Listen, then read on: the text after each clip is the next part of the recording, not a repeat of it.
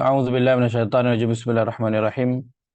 Alhamdulillahi wahdah wassalatu wassalamu ala man la nabiyya ba'dah wa ala alihi wa sahbihi wa wala ila qiyamis sa'ah. Subhanaka la ilma lana illa ma 'allamtana innaka antal alimul hakim. Allahumma 'allimna ma yanfa'una wanfa'na bima 'allamtana wa zidna ilma. Allahumma inna nas'aluka ilman nafi'a wa rizqan tayyiba wa 'amalan mutaqabbala. Allahumma salli wa sallim ala nabiyyina Muhammad. Allahumma salli wa sallim ala nabiyyina Muhammad. Allahumma salli wa sallim ala nabiyyina Muhammad. Allahumma yassir wa la tu'assir wa bitamim bil khair. Allahumma amin. Wa ba'd. Assalamualaikum warahmatullahi wabarakatuh. Alhamdulillah kita bertemu lagi pada pagi ini 16 Ramadan. Alhamdulillah nak menyambung perbincangan kita dalam surah At-Taghabun insya-Allah, dan kita berada pada ayat yang ke-3. Firman Allah, a'udzubillahi minasyaitonir rajim. Khalaqas samawati wal arda bil haqqi wa sawwarakum fa ahsana suwarakum wa ilaihil masir. Ia, iaitu Allah SWT, menciptakan langit dan bumi dengan cara yang sungguh layak dan berhikmah, dan ia menentukan bentuk rupa kamu serta memperelokkan rupa kamu, dan kepadanya lah tempat kembali. Pada ayat ke-3 ini, Allah menyebut tentang penciptaan langit dan juga bumi. Seperti kita telah lihat sebelum ini, Allah mengasingkan penyebutannya daripada penyebutan manusia. Penciptaan manusia disebut pada ayat yang kedua. Kemudian penciptaan langit dan bumi disebut pada ayat yang ketiga. Allah sebutkan tentang penciptaan langit dan bumi ini adalah bilhaq. Terjemahannya menciptakan dengan layak dan juga berhikmah. Bilhaq, makna asasnya adalah hak ataupun sesuatu yang benar, kebenaran. Allah menyatakan Allah menciptakan langit dan juga bumi ini dengan ada tujuan yang benar, dengan ada sebab yang benar.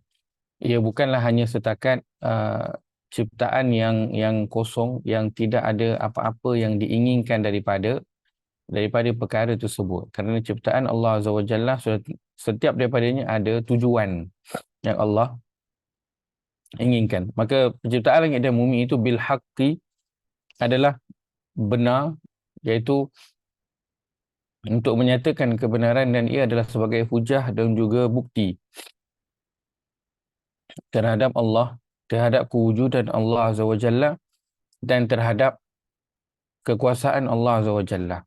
Kerana kalau kita lihat kepada laptop ataupun handphone kita sekarang ini, kita tengok handphone dan juga laptop, kita tahu orang yang menciptakan handphone ini ataupun laptop ini, dia bukan orang yang biasa. Dia mesti orang yang pandai, orang yang ada kepakaran. Maka daripada laptop dan juga handphone, kita tahu penciptanya adalah hebat. Maka daripada langit dan juga penciptaan langit dan juga bumi, Allah tunjukkan bahawa penciptanya adalah hebat.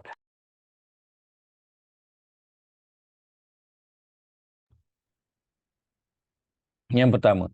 Yang kedua, penciptaan langit dan juga bumi adalah hujah dan juga bukti kepada manusia. Ia dicipta dengan ada tujuan. Begitu juga penciptaan manusia, Allah nak sebutkan ia ada tujuan, dan Allah sebutkan, nanti boleh lihat pada surah yang ke-23, surah Al-Mu'minun, pada ayat yang ke-115.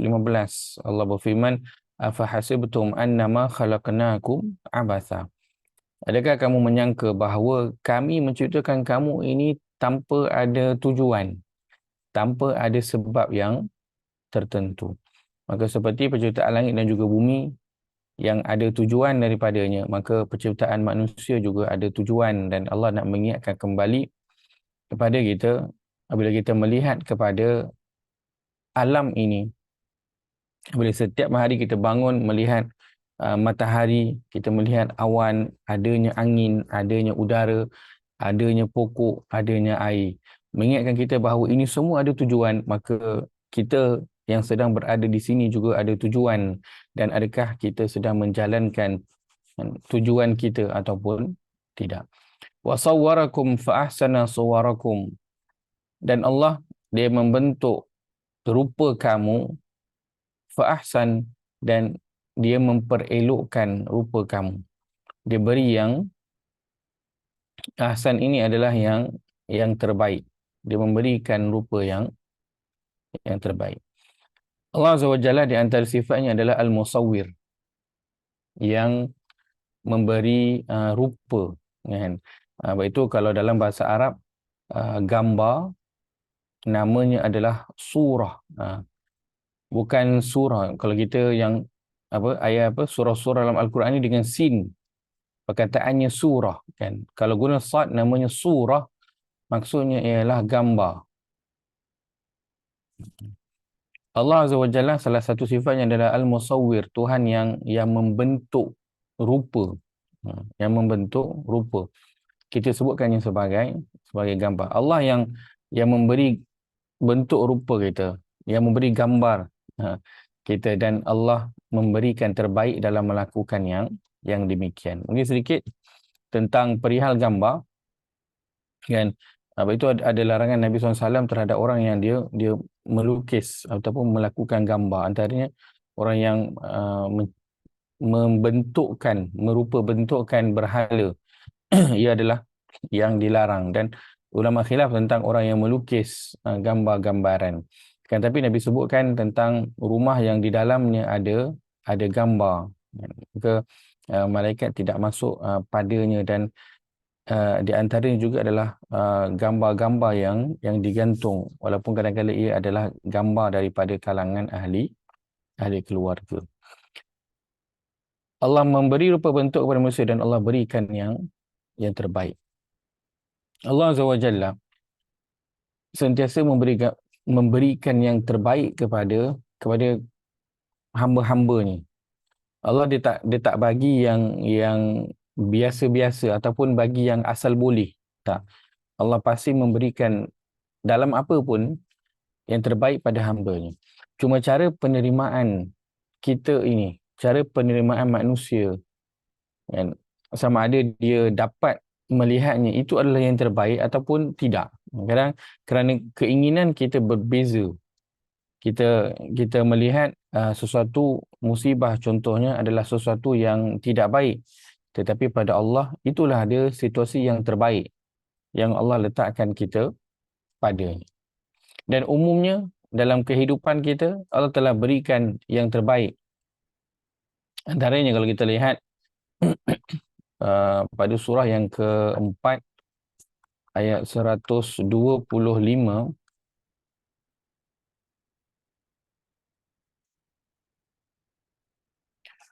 pada halaman ke-98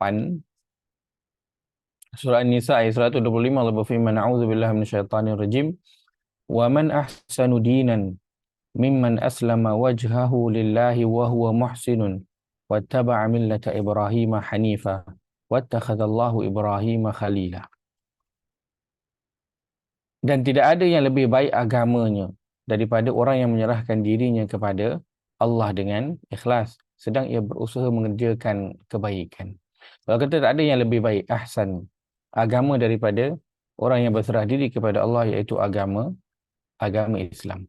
Maka Allah Azza wa Jalla umumnya pada kita, kan, personally, perkara terbaik yang Allah berikan pada kita setelah Allah memberikan kepada kita rupa bentuk yang terbaik adalah Allah memberikan kepada kita agama Islam, dan itulah dia perkara terbaik yang berlaku, yang ada dalam kehidupan kita. Kerana dengan adanya agama ini, beragama dengan agama Islam, ia menjadi tiket awal untuk masuk ke dalam syurga.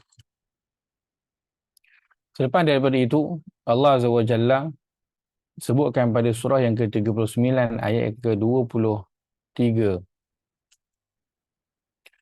pada halaman 461.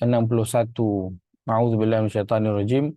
Allahu nazzala ahsanal hadits kitaban mutasyabiha. Terjemahan sampai situ je. Allah telah menurunkan sebaik-baik perkataan, iaitu kitab suci, Al-Quran.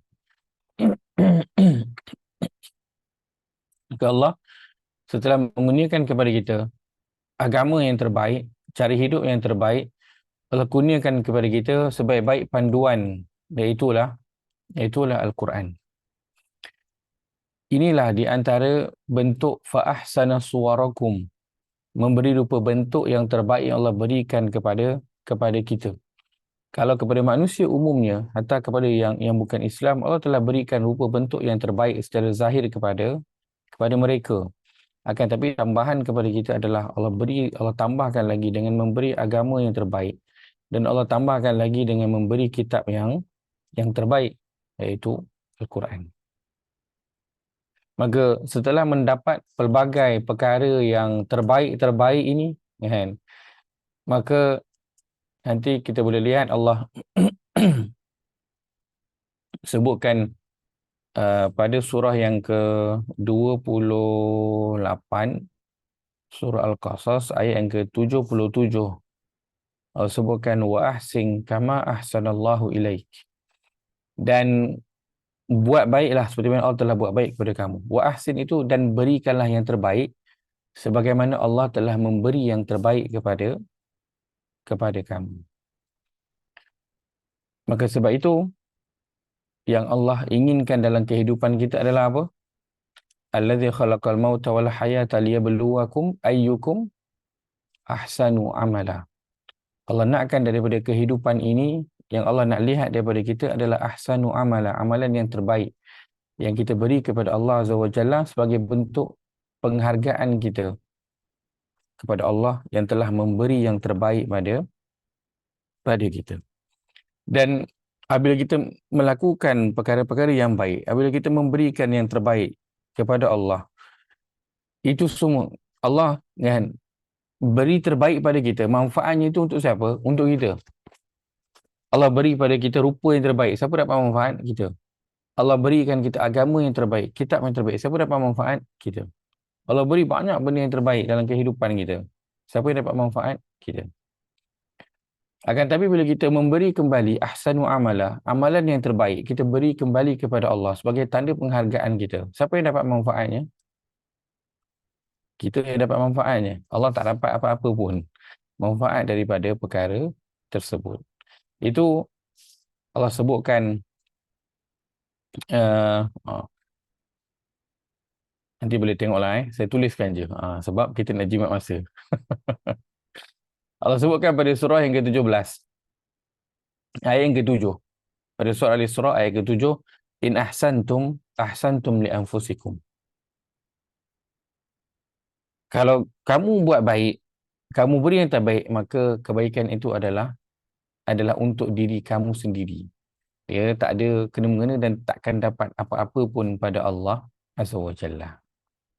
So, Allah dah beri terbaik pada kita. Tak ada perhargaannya, kita beri yang terbaik kembali kepada Allah. Kan tapi Masya Allah, perkara terbaik yang kita berikan itu, dia akan kembali pada kita balik. Dia jadi macam 2-1. Mula Allah beri yang terbaik, kan? Allah satu. Kemudian kita beri kembali yang terbaik kepada Allah, ada satu sama, kan? Tapi lepas tu Allah sebutkan semua kebaikan itu akan kembali balik pada kita. Jadilah 2-1. Allah menanglah, kan? 2-1. Maka kita beri yang terbaik dan pasti kebaikan itu Allah sebutkan akan kembali kepada kita, dan ia adalah bentuk penghargaan kita. Ini adalah bentuk penghargaan kita kepada Allah Azza wa Jalla. Wa ilaihil masir, dan kepadanya lah tempat al-masir, ia adalah tempat kembali. Perkataannya adalah bersara.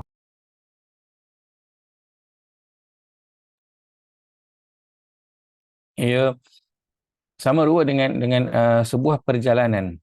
Maka kan Allah sebutkan innaka kadihun ila rabbika kadhan famulaqi. Wahai manusia, kamu sekarang sedang bergerak bersungguh-sungguh menuju kepada Tuhanmu, maka kelak kamu akan bertemu dengannya. Ilaihil masir, Allah ingatkan kembali pada kita setelah Allah berikan yang terbaik pada kita, apa yang kita lakukan dengan perkara itu. Dan Allah ingatkan apa pun yang kita buat, kita kena ingat yang kita akan kembali kepada Allah Azza wa Jalla. sama ada kan. So kita decide lah, kita akan balik jumpa dengan Allah dengan membawa semua terbaik yang Allah telah beri itu, dan kita decide lah nak jawab nanti bagaimana di hadapan, ataupun nak bentangkan nanti di hadapan Allah Azza wa Jalla macam mana. Dia ibarat kita ni macam satu apa kementerian kan, yang dah diberi bajet. So nanti kena bentang bajet tu nanti buat apa. Ya'lamu ma fis samawati wal ard. Allah mengetahui apa yang berada di langit dan apa yang berada di bumi. Wa ya'lamu ma tusirruna wa ma tu'linun. Allah sebut awal ni tentang penciptaan manusia, penciptaan langit dan juga bumi. Kemudian Allah sebut dia tahu tentang ya'lamu, dia tahu tentang apa yang ada di langit dan di bumi, dan dia tahu tentang kita. Allah highlightkan tentang penciptaan dan tentang pengetahuan Allah Azza wa Jalla, tentang dia mencipta dan dia mengetahui. Allah nak beri ingatan pada kita, berbeza dengan kita. Kita kadang-kadang mencipta sesuatu, dan pada apa yang kita cipta tu, kadang kita tak tahu kesemuanya. Dan orang yang mencipta handphone tadi contohnya, ataupun kereta, ada kadang-kadang kerosakan yang berlaku yang dia pun tak sangka ataupun tak tahu macam mana benda tu boleh berlaku. Bahkan ada kerosakan yang tak tahu puncanya tu daripada mana. Dan Allah mencipta dan Allah tahu tentang apa yang diciptakan itu. Macam kita ada anak. Yang bukanlah kita cipta anak tu kan, tapi kan sort of macam itulah kan. Kita ada anak kan. Tapi adakah kita mengetahui serba-serbi tentang anak? Tak. Allah Azza wa Jalla tahu keseluruhannya tentang diri kita. Baik. Kalau kita lihat di sini, kan, kalau kita bandingkan antara 4 ayat ini tentang tasbih, Allah hanya sebut satu je tentang langit dan juga bumi. Allah tak sebut tentang manusia. Tapi tentang penciptaan dan tentang ilmu dia, Allah sebut tentang 2. Maka yang Allah nak highlightkan kembali adalah tentang tasbih ini yang perlu kita beri perhatian, menyatakan kesempurnaan Allah Azza wa Jalla. Allah mengetahui apa yang ada di langit dan apa yang berada di bumi. Dan Allah mengetahui apa yang manusia rahsiakan dan apa yang manusia zahirkan. Kenapa Allah sebutkan tentang perkara ini? Kerana Allah nak menyatakan bahawa manusia ini dia banyak rahsia dia. Sebab tu tusiruna ini dikedepankan daripada tu'linun. Tusiru kamu rahsiakan, tu'linun kamu zahirkan. Allah sebutkan bahawa manusia ni banyak perkara yang dia rahsiakan, yang dia tak tunjuk ke orang lain. Kan? Orang dalam rumah, kita yang dalam rumah berbeza dengan kita yang luar rumah. Luar rumah kan kita baik, lembut. Dalam rumah kita berbeza. Bahkan apa yang kita tunjukkan kepada ahli keluarga kita yang dalam rumah pun berbeza kadang dengan sebenarnya apa yang ada dalam diri kita. Dan Allah nyatakan Allah tahu tentang semua perkara itu. Kalau Allah boleh tahu segala apa yang berada di langit dan apa yang berada di bumi, maka apalah sangat untuk Allah tahu apa yang berada di dalam, apa yang dirahsiakan oleh seseorang itu. Dan Allah tutup ayat keempat ini dengan menyatakan wallahu alimun bizatis sudur, dan Allah tahu apa yang berada di dalam dada itu. Antara perkara besar yang berada di dalam dada adalah apa? Adalah niat. Ini di antara perkara yang besar yang berada di dalam dada, niat ataupun tujuan. So dia kembali kepada yang atas Allah sebut, Allah cipta langit dan bumi dengan ada tujuan. Maka Allah sebut di bawah ini bahawa Allah tahu niat ataupun tujuan yang berada di dalam dada kita. Kan kadang bila ada suatu kesalahan yang dilakukan, dibawalah perbicaraan itu ke mahkamah. Maka apa yang macam mana mahkamah tu nak jatuhkan hukuman, antaranya dia ialah dia melihat kepada orang tu ada niat tak waktu buat tu. Contoh membunuh contohnya, kan? Apa yang dia akan cari antaranya ialah dia ada niat tak waktu membunuh tu. Dan orang akan terlepas dengan apa? Membunuh tanpa niat. Kan? So dia boleh terlepas dengan hujah yang begitu. Maka niat dan tujuan dia berada dalam dada manusia, kita tak tahu. tentang perkara tersebut. Dan inilah di antara nak menunjukkan betapa Allah Azza wa Jalla itu ya'lamu, tahu tentang diri kita. Maka Allah highlightkan tentang yang berada, apa yang kita rahsiakan dan apa yang berada di dalam dada. Kita sendiri tak tahu apa yang berada dalam hati pasangan kita. Kita tak tahu apa yang berada dalam hati anak-anak kita. Tentang diri kita, contohnya kan, kita tak tahu. Allah menyebutkan tentang perkara tersebut. Sebab itu dalam hadis Nabi SAW sebutkan innama yub'atsun nasu ala niyatihim. Sesungguhnya tidak lain manusia itu akan dibangkitkan nanti berdasarkan kepada niat mereka dalam melakukan sesuatu perkara itu. Maka kan, tak usahlah kita nak menzahirkan sesuatu yang baik dan merahsiakan yang tidak baik itu di dalam diri, kerana Allah sedia mengetahui tentang perkara tersebut. Alam ya'tikum naba'ul ladzina kafaru min qablu.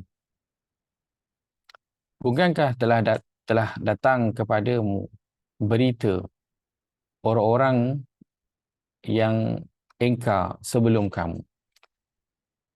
Ayat ini adalah surah ini adalah surah Madaniyah. Maka orang-orang engkar min qablu, yang datang sebelum itu, siapa dia? Dia adalah umat-umat terdahulu. Dan kalau kita lihat ayat ini di Madinah ataupun di Mekah contohnya, maka di kawasan Arab Saudi itu telah ada kesan peninggalan umat terdahulu yang Allah letakkan. Dan mereka melalui serta mengetahui tentang perkara tersebut. Allah sebutkan dalam ayat yang lain, kamu lalu di perkampungan mereka yang telah dimusnahkan dulu. So dia bukan saja tahu, bahkan ketika mana mereka travel ke timur dan juga barat, ke Syam dan juga ke Yaman, mereka melalui kawasan tersebut. So memang tahu sangatlah. Bukan sebab itu Allah sebutkan, bukankah telah sampai kepada kamu berita orang-orang yang engkar sebelum itu. Fadhaku wabala amrihim. Mereka telah merasakan wabal, kesan buruk daripada perbuatan mereka sendiri. Mereka telah rasa kesan daripada perbuatan mereka sendiri. So ini yang Allah nak cuba ingatkan pada kita. Bila Allah sebut tentang dia cipta kita dan dia tahu apa yang kita rahsiakan, dia tahu apa yang berada di dalam dada. Kerana Allah nak ingatkan, apa pun perkara buruk yang kita nak buat, maka Allah kata kesan tu nanti kita sendiri yang akan merasakannya. Dan Allah nak ingatkan bahawa bila Allah sebutkan fa'ahsana suwarakum ini tadi, Allah nak ingatkan kembali bahawa Allah telah memberi yang terbaik kepada kita. Maka kenapa kebanyakan daripada manusia itu membalasnya dengan memberi perkara yang buruk kepada Allah Azza wa Jalla. Kan? Sebenarnya seperti mana saya pernah sebutkan sebelum ini tentang doa. Antara doa yang dibaca dalam witir solat tarawih kan, oleh imam di Mekah, Syekh Sudais, membacakannya, ilahana, wahai Tuhan kami, nikmatmu turun kepada kami, kan, khairuka ilaina nazil, kebaikanmu turun kepada kami, wa syarruna ilaika sa'id, akan tetapi yang naik kepadamu yang naik kembali kepadamu adalah keburukan kami. Masya Allah, kan, ilahana khairuka ilaina nazil wa syarruna ilaika sa'id, kebaikan engkau ya Allah turun kepada kami, akan tapi yang naik kembali kepadamu adalah keburukan kami. So bila Allah sebut tentang dia telah beri yang terbaik, so Allah nak suruh kita tengok kembali apa yang telah kita kembalikan kepada Allah Azza wa Jalla. Adakah penghargaan kita, ucapan terima kasih kita, ataupun kita membalasnya dengan keingkaran pada Allah Azza wa Jalla. Walahum azabun alim, dan bagi mereka azab yang pedih. Alam zalika bi annahu, yang demikian itu, iaitu mereka tertimpa dengan azab yang pedih itu. Kenapa? Kana ta'tihim rusuluhum bil bayyinat, telah datang kepada mereka para rasul dengan membawa al-bayyinat, dengan membawa keterangan-keterangan yang jelas nyata. Lalu apa yang mereka lakukan? Mereka berkata, faqalu abasyarun yahdunana? Adakah manusia yang memberi petunjuk kepada kami? Fakafaru, lalu mereka ingkar, wa tawallau, dan mereka berpaling. Telah datang kepada mereka Rasul, dan Rasul itu datang membawa al-bayinat, keterangan. Datang membawa mukjizat, datang membawa sesuatu yang membuktikan kepada kerasulan itu. Dan datang dengan membawa tugas ataupun task yang mereka perlu lakukan. Dan ini sifat kitab-kitab yang terdahulu dan pada semua kitab yang Allah turunkan. Sebab itu di antara sifat Al-Quran juga adalah Al-Bayinat. Kan? Syahrul Ramadan alladhi unzila fihi Al-Quran. Bulan Ramadan adalah bulan turunkan Al-Quran. Hudan linnas, sebagai petunjuk bagi manusia. Wa bayinat. Dan dia adalah keterangan penjelasan yang jelas nyata minal huda wal furqan, tentang petunjuk yang diturunkan itu. Dan dia adalah Al-Furqan, pembeza. Maka telah sampai kepada kita bayinat, iaitu Al-Quran. Dan telah sampai kepada kita al-bayinat itu dengan dibawa oleh Rasul sallallahu alaihi wasallam. Maka bagaimana respon terhadap perkara tersebut? Maka Allah sebutkan orang-orang terdahulu yang mereka itu telah dibinasakan oleh Allah. Mereka berkata, adakah engkau hantar manusia untuk beri petunjuk pada kami? Baik. Abasyarun ini adalah uh, persoalan yang ditimbulkan. Kenapa? Kerana agama ini telah datang kepada kita dengan perantaraan ada orang tengah, kan? Orang tengah itulah Rasul, dan Rasul itu diambil daripada kalangan manusia. Dan di antara cabaran bagi manusia umumnya adalah untuk mendengar arahan daripada orang lain, kan? Kita tak berapa suka kalau orang duk tunjuk-tunjuk ajar kita, betul tak? Orang suruh-suruh kita, buat ni, buat ni, buat ni, kau buat ni, kau buat ni. Kita tak berapa suka, walaupun memang layaknya lah pun kita ini disuruh, kan, sebab kita staff contohnya, ataupun kita anak contohnya, kan. Tapi tetap kita tak suka disuruh-suruh ni, ataupun diajar-ajar, tak suka, kan. Sebab tu orang apa tu, kalau dengan polis tu, dengan apa, pihak berkuasa, majlis bandaran ke, tak suka, kan. Tengok je polis, tengok je majlis bandaran, tengok je JPJ, dia dah tak suka dah. Sebab apa? Dia tahu dah, ini adalah orang yang dia adalah manusia, tapi dia ada kuasa untuk nak apa, menyuruh kita buat sesuatu ataupun melarang kita buat sesuatu. Dan itulah tugas Rasul. Rasul dia berhak untuk nak menyuruh kita buat sesuatu dan melarang kita buat sesuatu. Dan Allah sebutkan, mayuti'ir rasul faqad ata Allah. Siapa yang taat kepada Rasul, maka dia telah taat kepada Allah. Maka apa yang Rasul suruh, dia sama macam apa yang Allah suruh. So cabaran manusia umumnya adalah untuk nak dengar arahan daripada orang lain. So dia adalah satu cabaran. Apatah lagi kalau pada waktu Quraisy itu, arahan itu datang daripada seorang yang lebih muda daripada mereka. Kita kalau kena suruh dengan budak-budak suka tak? Dengan orang muda, kita pun tak berapa nak suka. Sebab itu antara argumen yang akan digunakan. Siapa lebih dulu makan garam? Kan aku ni dah tua, kau budak lagi, kau mana tahu? Itu antara argumen yang digunakan. Maka Quraisy didatangi Nabi SAW yang mana lebih muda daripada mereka, dan Nabi SAW pula tidaklah ada jawatan seperti mereka. Mereka ada ketua kabilah, ramai daripada mereka ketua kabilah yang lebih berpengaruh, yang lebih kaya. Maka menjadi cabaran pada mereka untuk nak mendengar apa yang disampaikan oleh Nabi sallallahu alaihi wasallam. Maka abasyarun yahdunana adalah cabaran pada kita untuk nak mendengar arahan dan apa yang disampaikan oleh Nabi sallallahu alaihi wasallam. Itu adalah datangnya dari seorang manusia. Sebab itu ada golongan yang dia kata, saya nak ikut Quran je, tak nak ikut hadis. Kerana Quran adalah perkataan Allah dan hadis adalah perkataan manusia. So dia tak nak ikut perkataan manusia tu, dia nak ikut perkataan Allah Azza wa Jalla sahaja. Akan tapi yang mereka lakukan adalah engkar. Maka kalau datang al-bayinat, Mereka ini dibinasakan kerana telah datang kepada mereka bayinat, lalu mereka ingkar dan berpaling daripadanya. Maka ini bahagian yang kita nak melihat bersama-sama dengan suruhan dan larangan Allah Azza wa Jalla dalam Al-Quran dan juga dalam hadis. Adakah kita menerimanya ataupun kita ingkar?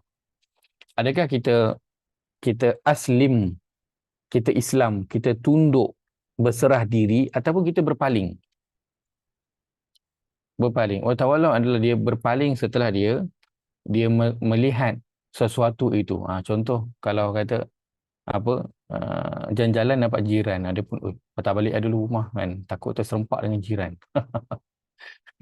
Walau dia dah nampak, kemudian dia berpaling. Maksudnya dia lakukan perkara itu dengan sengaja dalam keadaan dia mengetahui perkara tersebut. Allah akhiri dengan wastagnallah. Dan Allah pun menyatakan tidak berhajatnya dia kepada iman dan ketaatan mereka. Wastagnallah, wastagna ini maksudnya kaya, maksudnya cukup. Maksudnya Allah tak perlukan pun kepada mereka. Allah tak perlukan pun kepada mereka. Itu yang Allah sebutkan dalam Al-Quran. Antaranya ada dua tempat Allah sebutkan. Satu dalam surah At-Taubah, satu lagi dalam surah 47 pada surah Muhammad ayat ke-38. Dalam surah At-Taubah kita boleh tengok ayat yang ke-39. Allah sebut tentang wa in tatawallau, dan jika kamu berpaling kan, tak nak tunduk patuh, tak nak dengar, yastabdil qauman ghairakum, Allah dia akan menggantikan kamu dengan grup yang lain. Thumma la yakunu amsalakum, dan mereka itu nanti tak buat perangai macam kau. Mereka mudahnya macam tu. Dan kalau kau tak nak, tak apa, Allah boleh ganti dengan grup yang lain dan dia orang tu perangainya bukan macam kau. Kalau kau tak nak tunduk, tak nak dengar, dia orang itu akan dengar dan tunduk. Poinnya apa? Poinnya ialah dengan Rasul dan juga kitab ini, Al-Bayinat Quran ini, Allah tak perlukan pun kita untuk nak beri perhatian pada dia. Allah tak perlukan. Kalau kita tak nak beri perhatian pada dia pun Allah tak kisah. Allah boleh ganti kita, dan ganti tu yang kita tak nak. Kita tak nak Allah ganti kita dengan orang lain. Sebab kalau Allah ganti kita dengan orang lain, bermakna Allah akan menjauhkan kita daripada kitab ini. Allah akan jadikan kita dengan Al-Quran ini seperti mana orang munafik, wal'iyadzubillah. Iaitu wa idza ma unzilat suratun, dan apabila turunnya satu surah, Allah sebutkan dalam surah At-Taubah, perkara itu menjadikan apa? Fazadatum rijsan ila rijsihim wa matu wa hum kafirun. Bila turunnya satu surah, satu ayat yang baru, perkara itu akan menjadikan mereka semakin degil, menjadikan mereka semakin jauh daripada Allah SWT. Bukan menjadikan semakin dekat. Maka Al-Bayinat yang Allah dah berikan ini, Allah letakkan pula kita, Allah sampaikan kita pada bulan Ramadan hingga ke hari ini. Tujuannya adalah untuk kita kembali beri perhatian kepada Al-Bayinat ini. Untuk kita membacanya, memahaminya, mengamalkan dan kemudian menyampaikannya kepada orang lain. Dan kalau kita tak nak buat perkara itu, Allah kata wastagnallah. Allah tak pun berhajat kepada kita. Dan Allah yastabdil qauman ghairakum. Dia boleh sahaja mengganti kita dengan grup yang lain, dengan orang yang lain yang dia akan beri komitmen kepada Al-Bayinat ini. Dan perkara itu yang kita tidak inginkan ia berlaku pada kita. Wallahu ghaniyyun hamid. Dan Allah itu adalah Tuhan yang ghani, Tuhan yang maha kaya, Tuhan yang cukup, hamidun, Tuhan yang maha terpuji. Dia tak perlu meminta-minta daripada sesiapa pun. Tak perlu meminta bantuan, tak perlu meminta apa-apa pun daripada sesiapa pun. Za'amal ladzina kafaru alla yub'atsu. Orang-orang yang kafir itu mengatakan bahawa mereka tidak sekali-kali akan dibangkitkan sesudah mati. Za'amal ladzina kafaru, perkataan kafaru ini bunyinya macam bunyi musyrikin di Mekah. Akan tapi surah ini adalah surah apa? Ini adalah surah Madaniyah. Maksudnya kafaru ini adalah orang-orang kafir, orang-orang Yahudi dan juga orang-orang yang engkar daripada kalangan orang Islam yang berada di Madinah ketika itu. alla yub'atsu, mereka mengatakan bahawa kami tidak akan dibangkitkan kembali setelah mati. Dan ini memang antara isu ketika di Mekah.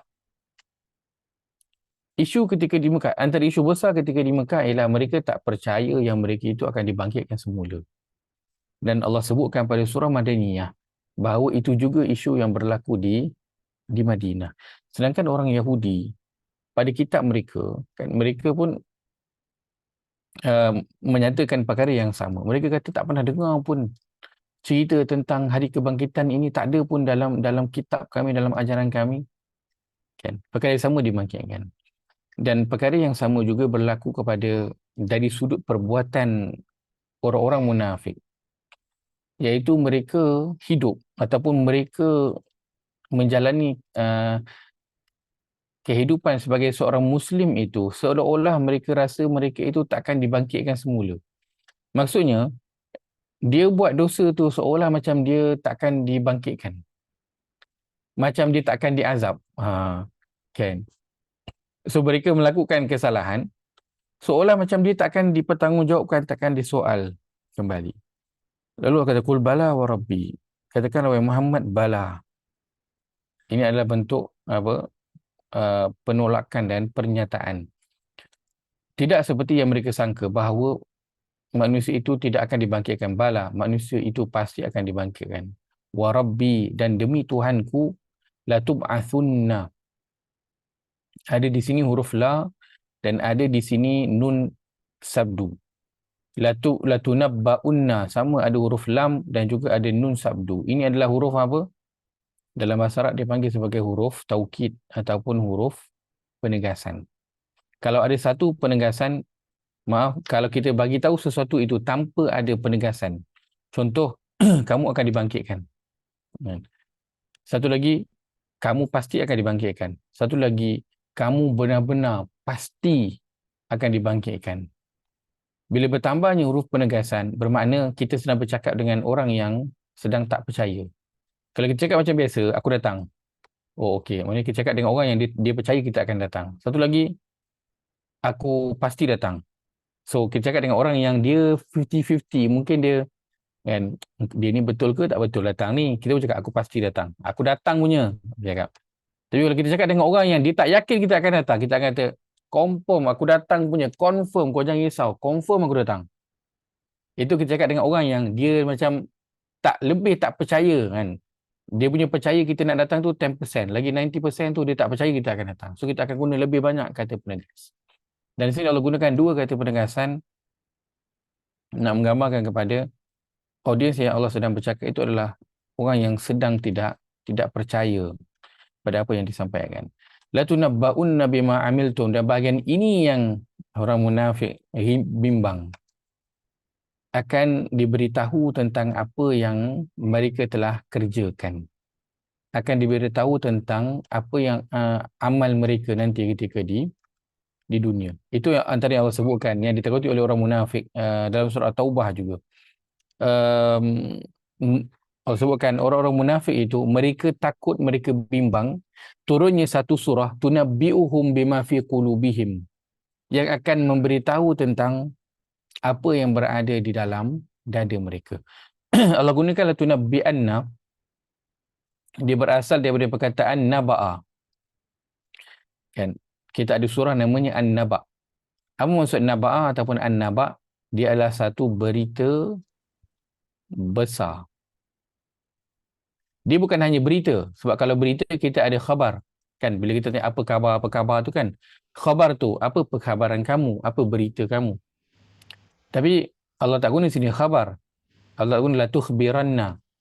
Allah guna la tunabba'unna. Maksudnya ini adalah satu berita yang besar. Yang apa? Kalau dalam bahasa beritanya itu berita terkini. Berita terkini, breaking news. Berita yang tak semua orang tahu lagi. Bahkan tak ada orang tahu lagi. Inilah first time.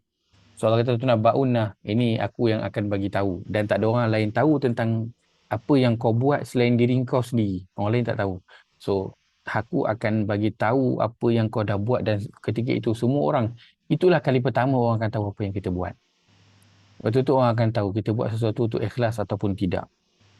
Nak menunjuk ataupun nakkan puji-pujian.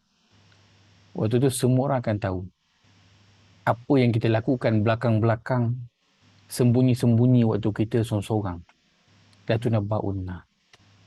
Wa dzalika 'ala Allah yasir, dan itu adalah perkara yang mudah untuk Allah Azza wa Jalla melakukannya. Maka Allah ingatkan beberapa ayat ini tentang umat terdahulu yang mereka telah dibinasakan setelah sampai kepada mereka al-bayyinat. Mereka engkar dan mereka buat tak peduli tentang al-bayyinat tersebut.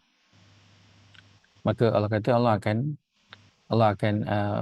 binasakan mereka, dan nanti Allah akan beritahu apa yang mereka telah lakukan ketika di dunia. Maka Allah sebutkan pada ayat ke-8 ini, macam mana kita nak elak daripada berhadapan dengan situasi itu. Apa dia? Berhadapan dengan situasi yang memalukan, situasi nanti yang akan dibinasakan. Macam mana? Allah kata fa'aminu billah. Maka kalau kamu tak nak dibinasakan, tak nak dihancurkan, tak nak diganti dengan orang lain, fa'aminu billah, maka berimanlah kepada Allah wa rasulihi, dan kepada Rasul. Iman kepada Allah dan Rasul. Dan kembali kita melihat ini adalah surah Madaniyah. Ini bukan surah Makkiyah. Kalau surah Makkiyah memang ajak kepada iman. Sebab itu ya ayyuhallazina amanu, dan seruan kepada orang beriman itu adalah setelah seruan iman telah dimasukkan ke dalam diri. So surah Makkiyah adalah mengajak kepada keimanan. Ini bukan surah Makkiyah, ini surah Madaniyah. Untuk surah Madaniyah yang ada maka berimanlah. Nah, sebab itu para ulama dia melihat pada surah Taghabun ini, dia surah Madaniyah tapi apa yang disampaikan itu macam surah-surah Makkiyah. Nak cerita balik kepada benda-benda asal. Kenapa? Kerana bila dah lama Islam, itulah perkara yang kita kena duduk dan orang kata revisit balik. Tengok balik. Kita dah lama Islam dan kita nak lihat balik di mana kita dengan Islam ini. Kita lihatlah dengan orang-orang yang baru masuk Islam, dengan mu'allaf itu. Yang mereka bukan Islam daripada kecil. Lihat di mana mereka dengan agama Islam mereka. Dan di mana kita dengan agama Islam pada diri kita. Kita lihat pada mu'allaf contohnya. Profesor Madya, Datuk Dr. Farid Ravi. Dr. Farid Ravi contohnya. Kita tengok dia di Islam umur berapa. Dan kita Islam sejak umur berapa. Dan kita lihat dia di mana dengan Islam itu. Kita ramai, kita ada Firdaus Wong, kita ada ramai lagi orang Datuk Kamarudin Abdullah antaranya di Pulau Pinang. Dia memang Masya Allah semangat betul berdakwah, dan dia kepada non-Muslim. Lihat mereka di mana dan lihat kita di mana. Sebab itu Allah sebutkan pada surah Madaniyah ini, fa'aminu billah wa rasuli, berimanlah kepada Allah dan juga Rasul. Dan para sahabat telah beriman, dan iman mereka itu telah dipasakkan sejak zaman Mekah 13 tahun dah. Tapi disuruh kembali untuk iman kepada Allah dan Rasul. Sebab kalau dah panjang sangat tempoh berada dalam Islam itu, dan keimanan, panjangnya tempoh dah bersama dengan Rasul, panjangnya tempoh dah ada Quran di depan mata, orang selalu akan lupa dan take for granted tentang perkara tersebut. Maka Allah nak suruh kita tengok balik. Dan itulah juga Allah letakkan kita bulan Ramadan untuk kita bertenang kejap dan tengok balik tentang keislaman kita masing-masing. Di mana kita? Fa'aminu billahi wa rasuli, dan berimanlah kepada Allah dan Rasul. Wan nur alladhi anzalna, dan cahaya yang kami telah turunkan. Apa yang dimaksudkan dengan cahaya ini yang telah diturunkan? Ia adalah Al-Quran. Wallahu bima ta'amaluna khabir. Allah suruh tengok pada tiga perkara: Allah, Rasul, dan juga Al-Quran. Ini Allah suruh kita tengok balik pada diri kita. Di manakah tahap ni? Di manakah kecintaannya kita dengan ketiga-tiga perkara ini? Wallahu bima ta'amaluna khabir. Dan jangan bimbang, kalau kita tak duduk tengok pun, tak bagi tahu, kita sorokkan pun, Allah dia tahu apa yang kita lakukan dengan Al-Quran, dengan apa yang dibawa oleh Rasul itu, dengan keislaman kita yang Allah bagi, dengan Quran yang Allah bagi. Allah tahu apa yang kita lakukan. Allah bima ta'amaluna khabir. Khabir ini maha mendalam pengetahuannya. Maha mendalam pengetahuannya. Saya pernah sebutkan juga sebelum ini, perkataan khabir dia sama perkataan dengan khibrah. Khibrah maksudnya apa? Pengalaman. Pengalaman. Maka Allah dah tahu dah, macam kita lah, orang lebih tua kan. Dia tengok je dia tahu dah. Kan? Tengok anak tahu dah, kau tak payah tipu lah, mak tahu dah, mak tengok muka kau mak tahu dah. Kan? Tak boleh nak tipu. Kenapa? Sebab ada pengalaman. Kita tahu dah. Kita boleh nak agak sesuatu sebab ada pengalaman. Maka Allah nak kata, apa yang kita buat semua, perangai kita ni, kita cuba nak sorokkan, cuba nak pusing, cuba nak cover, nak bagi nampak cantik. Allah kata Allah tahu dah semua benda tu. Maka dia bukan tentang kita nak mencantikkan pandangan kita di hadapan manusia. Allah ingatkan balik pada surah At-Taghabun ini. Maksud At-Taghabun tu apa?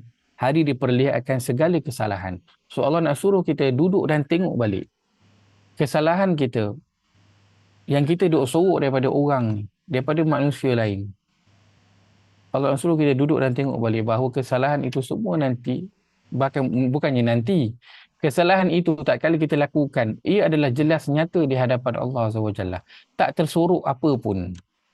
Maka dengan siapa yang kita sedang nak sorok, siapa yang kita nak please sekarang ini? Adakah kita nak menjadi orang yang menunjukkan kebaikan kita di hadapan orang dan menyembunyikan kebaikan kita, menyembunyikan keburukan kita belakang-belakang? Itulah yang dilakukan oleh orang-orang munafik, menunjukkan kebaikan mereka di depan sebaik-baiknya hingga orang gelar dia sebagai seorang yang alim, sebagai seorang yang pemurah, kan, sebagai seorang yang pemberani, akan tapi disembunyikan segala kesalahan yang dilakukan itu di belakang-belakang. Dan Allah sebutkan, Allah tahu alimun bizatis sudur, apa yang ada di dalam dada kita. Wallahu ta'ala alam, kita bisa itu insya-Allah kita akan sambung pada minggu hadapan. Soalan pada Janur Ripah.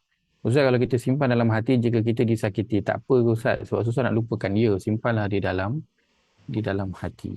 Apa kesalahan yang orang buat pada kita, dan yang lebih baik daripada itu adalah kita memaafkan orang tersebut. Untuk orang itu, dia pasti akan mendapat balasan atas apa yang dilakukan terhadap kita. Wallahu ta'ala a'lam. Ada lagi soalan tak? Boleh tunggu sikit lagi Ustaz. Silakan, jika ada soalan silakan. Silakan.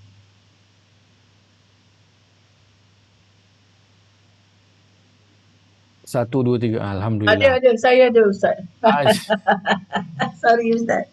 Ustaz, silakan. kalau kita ingat tengok tajuk dia ni, hari yang akan diperlihatkan segala kesalahan. Tapi kan ada, kita ada istighfar apa semua dan minta Allah selalu berdoa, ya Allah tidak buka aib kita apa semua, segala kesilapan tu. Tu macam mana tu? Dia macam dah konflik tak dengan surah ni. Baik. Soalan yang menarik. Itu nanti ayat bawah ayat ke-9 itu akan jawab. Apa yang nak dibuat, orang yang dia buat kesalahan kemudian dia memperbaiki kesalahannya, itu Allah akan hapuskan kesalahan tersebut. Allah akan hapuskan itu dengan, kita ada perkataan afu kan, Allahumma innaka afuwun, dan kita ada perkataan ghafur. So ada nanti kesalahan yang Allah akan padam, ada nanti kesalahan yang Allah akan tutup. Dan apa yang Allah padam dan tutup itu tidak akan di-reveal kepada sesiapa pun. Tidak akan di-reveal pada sesiapa pun. Dan itulah ajakan pada surah At-Taghabun ini sebenarnya. Ajakan daripada surah At-Taghabun inilah sebenarnya. Apa yang Allah nak ajak? Allah nak ajak manusia agar sedar bahawa jangan sembunyikan kesalahan dia daripada mata orang.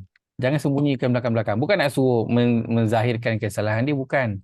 Tapi nak suruh seperti mana dia tunjukkan kebaikan di depan mata orang, maka belakang-belakang orang pun buatlah baik juga. Jangan buat jahat. Sebab Jangan dua muka lah ya Ustaz. jangan dua muka. Sebab Allah tahu dan Allah akan reveal perkara itu. La tunabba'unna, Allah akan reveal perkara itu. Dan kita duk sorok kesalahan yang kita buat sebab kita tak nak perkara itu diketahui oleh orang lain. So Allah nak ingatkan, Allah akan reveal perkara tersebut nanti sama ada pada suatu hari nanti kita akan sampai juga Allah akan reveal perkara tersebut. Akan tetapi untuk orang yang dia sedar lalu dia beristighfar, bertaubat, maka Allah akan tutup kesalahan itu dan Allah tak akan beritahu kepada orang lain. Sebab itu dalam hadis Nabi SAW sebutkan dalam satu hadis tentang orang yang dibentangkan semua amal dia yang kecil-kecil, kesalahan dia kecil-kecil semua. Allah kata, betul tak kau buat ni, waktu ni, dia mengaku semua. Dan dalam dia sedang diberitahu tentang kesalahan kecil-kecil yang dia duk buat tu, yang dia tak dapat nak deny, dalam kepala dia duk fikir, sehari ni macam manalah dosa-dosa besar yang lagi besar yang aku duk buat ni. Yang kecil-kecil ni pun Allah duk cerita memang betul detail. Yang besar-besar sehari macam manalah. Kemudian lepas habis Allah sebut tentang dosa-dosa dia tu, tiba-tiba selesai. Dia punya hisab dia selesai. Dia pun pelik, dia kata, Ya Allah, mana dia dosa-dosa yang dulu aku buat, lam araha ha huna. Aku tak nampak pun ada kat sini. Lalu Nabi SAW ketika menyampaikan hadis tu, Nabi tergelak. Sahabat kata sampai nampak Nabi punya geraham. Sahabat kata, kenapa kau gelak wahai Rasulullah? Kerana Allah pun gelak dengan perkataan hamba tu. Sebab dia dah takut cuak dah. Kesalahan kecil dia semua nampak. Tiba kesalahan besar dia yang dia buat, dia tak nampak. Tak ada kat situ. Kat buku dia tu tak ada. Dia pun tertanya-tanya, dia risau lah. Kan? Lalu Allah gelak. Allah kata tak apalah, semua tu aku dah ampunkan. Aku dah tutup kat dunia, maka kat akhirat ni pun aku tutup, lalu Allah masukkan dia ke dalam syurga. Wallahu ta'ala. Satu lagi Ustaz, yang dalam Silakan. ni kita tengok dia maka berimanlah kembali sebenarnya kan yang disuruhkan kepada Rasul dan kepada Allah dan kepada Al-Quran. Tapi dalam yang kat sini lain sikit kan. Wan Nur. Selalunya Allah sebut Quran je yang beriman kepada Al-Quran, dia tak sebut kepada Nur kan. Betul, Kenapa betul. pemilihan ayat tu, perkataan tu Ustaz? Apa Baik, insya-Allah. bezanya? Muka saya Haji Noria Kekuatan bertanya. Wan Nur Saya, tu, kekuatan saya, Nur saya tu di nak situ. berkongsi, tapi sebab kita dah lebih masa kan, tu yang saya skip tu. Saya nak mungkin nak sebutkannya pada minggu depan. Baik, Allah gunakan sini perkataan nur. Allah tak guna kitab. Awal Quran Allah gunakan zalikal kitab. Allah guna kitab.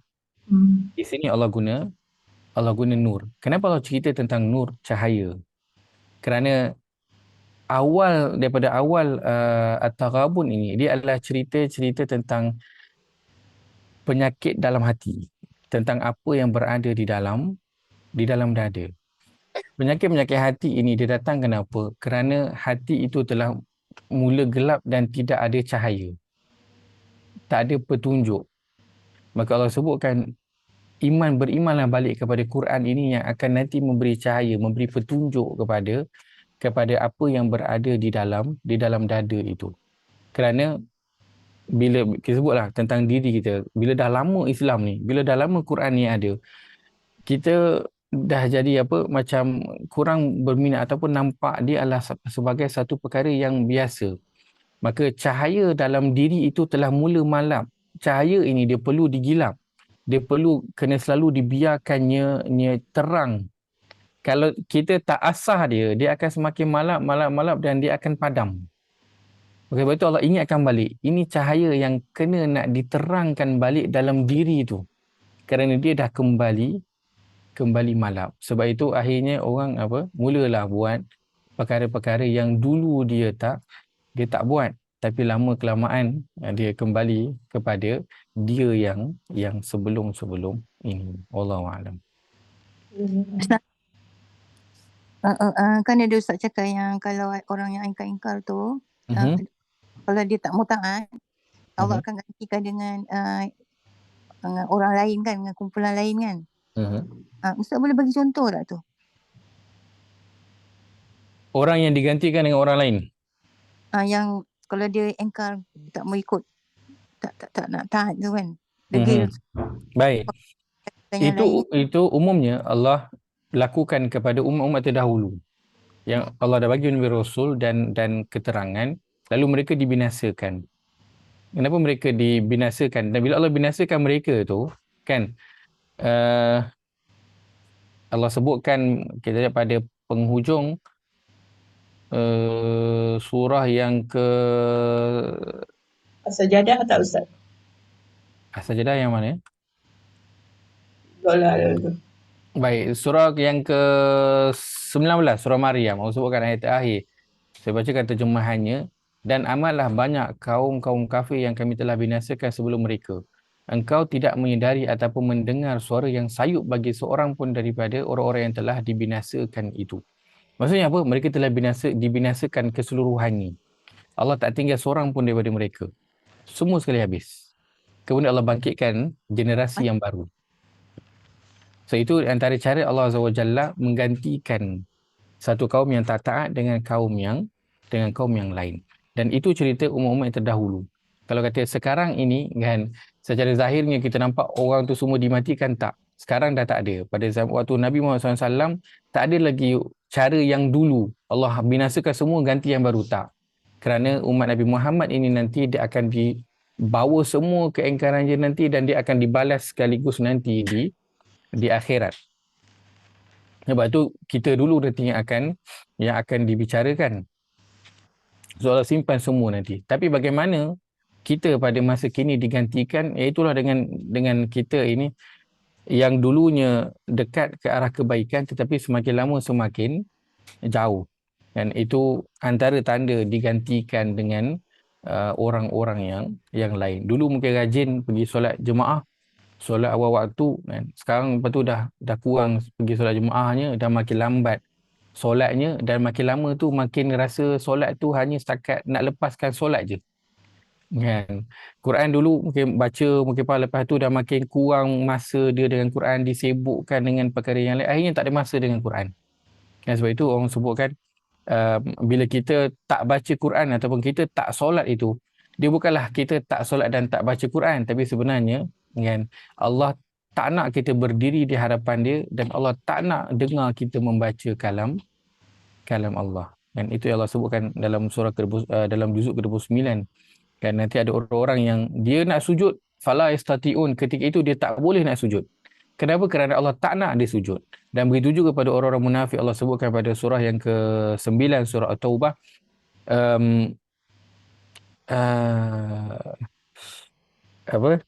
kalau Allah nak kan, la'addu lahum, pasti mereka akan buat persiapan, walakin karihallahum bi'athahum. Kan, untuk seruan ketika pergi berperang, Allah kata kalau Allah nakkan orang munafik itu mendapat kebaikan yang banyak, taat kepada Allah, maka Allah akan bagi pada mereka rasa untuk buat persiapan. Akan tapi karihallahum bi'athahum, Allah tak nak mereka itu buat kebaikan. Lalu Allah jadikan mereka itu apa? Leka dengan harta mereka, dengan perniagaan mereka, dengan waktu tu hasil buah-buahan tanaman mereka tengah keluar. So Allah sibukkan mereka dengan itu. Sebagai tanda apa? Allah karihallahum bi'athahum. Allah tak nak, Allah benci, Allah tak suka mereka itu turut serta dalam perang, melakukan ketaatan kepada Allah Azza wa Jalla. Begitu sikit gambaran di antara bentuk Allah akan menggantikan kita dengan orang yang lain. Wallahu a'lam. Takutnya Ustaz. Terima kasih Ustaz. Ada lagi ke? Dah tak ada lagi? Bagi one last soalan, lepas tu kita stop. Silakan. Okay, ada. Kalau solat kita dah tak boleh sujud bawah tu ada apa-apa kan Ustaz? Tak ada apa-apa. Tak ada apa-apa.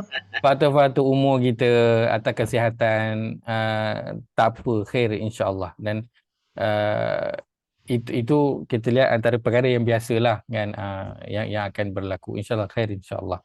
Tak ada apa. Allahu a'lam. Baik, itu sebab kongsikan pada tengah hari ini, mudah-mudahan manfaat dapat diambil. Aku qauli hadza wa astaghfirullahal azim li wa lakum. Kita tutup dengan tasbih kafarah. Subhanakallahumma wa bihamdika asyhadu an la ilaha illa anta astaghfiruka wa atubu ilaik. Assalamualaikum warahmatullahi wabarakatuh. Waalaikumsalam. Jazakumullah. Ya, jazakumullah khairan. Terima kasih semua.